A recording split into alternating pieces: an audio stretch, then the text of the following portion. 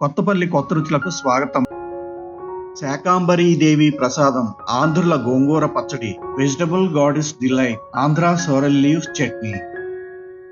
గోంగూర పచ్చడి శాకాంబరీదేవి ప్రసాదంగా తెలుగువారు భావించి మైమరిచి తినే ఈ గోంగూర పచ్చడి రుచిని అన్నటం ఎవరి తరమో కాదు. అన్నంలో గోంగూర పచ్చడిని వేసుకొని అందులో కొంచెం ముద్దపప్పును కలుపుకొని 1-2 చెంచాల కమ్మటి నేతిని వడ్డించుకొని తింటే ఆ గోంగూర పచ్చడి అమోఘమైన రుచికి ఆంధ్రులే కాదు అందరూ ఫిదా అవ్వాల్సిందే. గోంగూర పచ్చడి తయారీకి కావలసినవి: ఉడికించి ఉంచుకున్న గోంగూర ఆకు 1/2 కిలో, పచ్చిమిర్చి 200 గ్రాములు, ఉప్పు రుచికి సరిపడినంత, పచ్చిశనగపప్పు 2 టీ స్పూనులు, మినపగుళ్ళు 2 టీ స్పూన్లు, ఆవాలు 1 టీ స్పూను, జీలకర్ర 2 టీ స్పూన్లు, ధనియాలు 4 టీ స్పూన్లు, ఎండుమిర్చి 3 లేదా 4, పసుపు చిటికెడు, కరివేపాకు 2 రెమ్మలు, కొత్తిమీర 1 కట్ట, వంట నూనె 4 లేదా 5 గరిటెలు. గోంగూర పచ్చడి తయారీ విధానం: ఈ గోంగూర రోటి పచ్చడి తయారీకి ముందుగా గోంగూర ఆకుని ఎలా తయారు చేసుకోవాలో చూద్దాం. గోంగూర పచ్చడికి బజార్ నుండి పొల్లటి గోంగూరను తెచ్చుకోవాలి.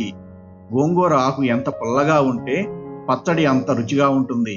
కాబట్టి గోంగూరని కొనబోయే ముందు 1-2 ఆకుల్ని రుచి చూసి అవి పుల్లగా ఉంటేనే తెచ్చుకోవాలి. ఎర్రకాడలున్న గోంగూర సాధారణంగా ఎక్కువ పుల్లగా ఉంటుంది. బజారు నుండి తెచ్చుకున్న గోంగూర కాడల నుండి ఆకును దూసి వాటిని ఇసుక లేకుండా శుభ్రంగా కడుక్కొని ప్రక్కన ఉంచుకోవాలి. తరువాత పొయ్యి మీద ఒక బాణలిని ఉంచి అది వేడెక్కిన తరువాత కొద్దిగా నూనెను పోసి, నూనె వేడెక్కిన తరువాత మొత్తం గోంగూర ఆకునంతా ఒకేసారి బాణలిలో వేసి వేయించకుండా ముందు కొంచెం ఆకును వేసి అది మగ్గి ముద్దగా అయిన తరువాత దీనికి మరికొంచెం పచ్చి ఆకును వేసి వేయించుకోవాలి. ఇలా బాణలిలో కొద్ది కొద్దిగా ఆకును వేసుకుంటూ ఆకునంతా వేయించుకోవాలి.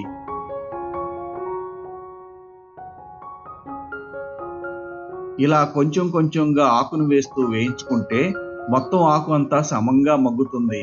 గోంగూర ఆకు చక్కగా మగ్గి అందులో నీరంతా ఎగిరిపోయిన తరువాత స్టవ్ని ఆఫ్ చేసి గోంగూర ఆకుని చల్లారనివ్వాలి. చల్లారిన తరువాత ఆకులుగా ఉండే చక్కగా మగ్గిన ఈ గోంగూర ఆకును ఫ్రీజర్లో పెట్టుకుంటే అది ఎన్ని రోజులైనా నిల్వ ఉంటుంది. ఇలా తయారు చేసుకున్న గోంగూర ఆకును కొంచెం కొంచెంగా తీసుకుంటూ రకరకాలుగా పచ్చళ్ళని, పప్పుకూరలని చేసుకోవచ్చు. అంతేకాకుండా గోంగూర రొయ్యలు, గోంగూర మటన్, గోంగూర చికెన్ లాంటి నాన్ వెజ్ కూరలను కూడా చేసుకోవచ్చు. ఇప్పుడు ఇలా ఉడికించి ఉంచుకున్న గోంగూర ఆకుని కొంచెం తీసుకొని శాకాంబరీదేవి ప్రసాదంగా భావించే గోంగూర చట్నీని పచ్చిమిర్చితో ఎలా చేసుకోవచ్చో చూద్దాం. పై విధంగా ఉడకబెట్టి ఉంచుకున్న గోంగూరను పచ్చడికి కావలసినంత మొత్తాన్ని మిక్సీ జార్లోకి తీసుకుని దానిని గుజ్జులాగా చేసుకోవాలి.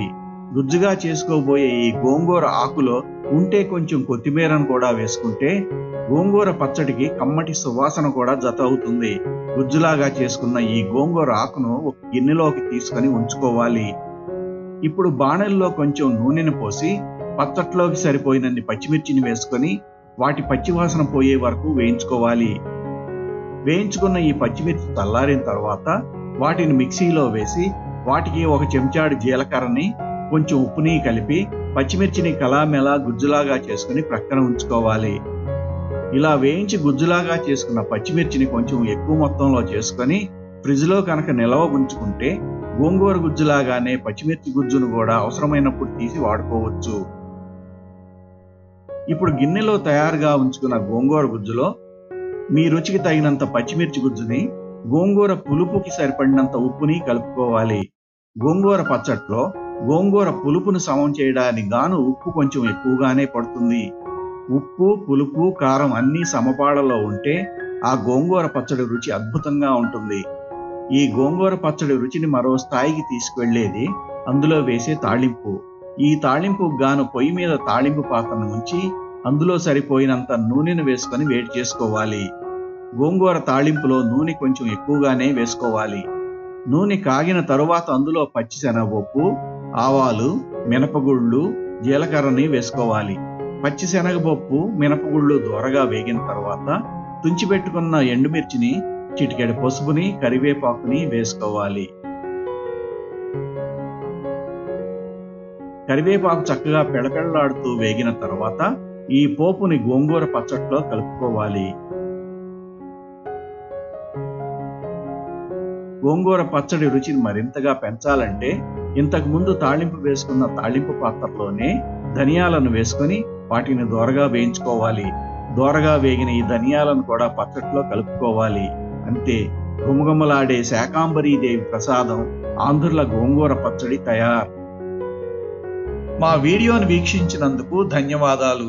మా వీడియో కనుక మీకు నచ్చినట్లయితే ఈ వీడియోకి లైక్ కొట్టి మరిన్ని రుచికరమైన వంటకాల కోసం మా యూట్యూబ్ వంటల ఛానల్ కొత్తపల్లి కొత్త రుచులకు సబ్స్క్రైబ్ చేయండి. మా ఛానల్ అప్డేట్స్ ఎప్పటికప్పుడు మీకు తెలియాలంటే బెల్ బటన్ నొక్కండి. అంతేకాకుండా మీకు తెలిసిన వారికి ఈ వీడియోను షేర్ చేయండి.